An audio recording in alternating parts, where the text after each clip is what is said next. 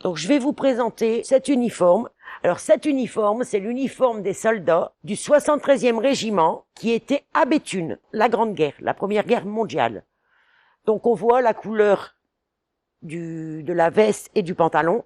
Seulement ce pantalon était trop visible. Donc ils ont enlevé cette couleur de pantalon pour faire des pantalons couleur bleu horizon pour se faire moins remarquer dans les tranchées. C'est pour ça que cette couleur-là, elle n'a plus été fabriquée, ils l'ont fabriquée en bleu horizon.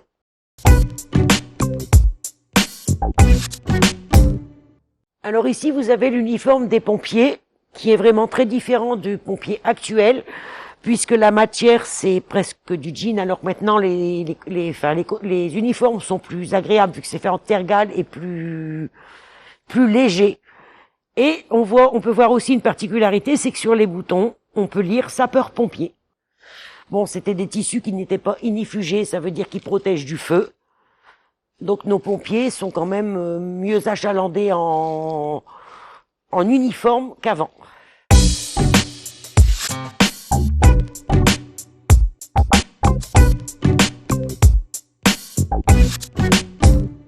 Alors là, on va vous présenter un petit costume polonais, le costume d'une petite fille.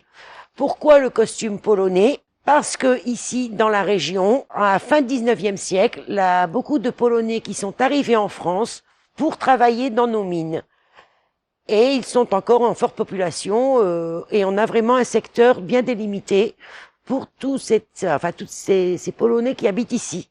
À quelques kilomètres d'ici, on en a à Marles, Calonne-Ricouart, Fabrué, mais beaucoup sur le secteur de Marles, Calonne, Divion. Et ces personnes-là, sont restées en France, ils sont arrivés en plusieurs vagues à la fin du 19e siècle.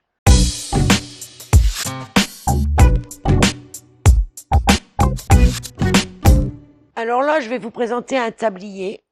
Alors le tablier, c'est un équipement de travail aussi, qui couvre toujours l'avant du corps. Il peut être porté pour protéger ses vêtements, des éclaboussures lorsqu'on fait à manger. Il peut être aussi un tablier de protection, parce qu'il existe plusieurs métiers où la protection est nécessaire, comme les bouchers, qui ont eux un tablier de cuir. C'est des tabliers à usage professionnel.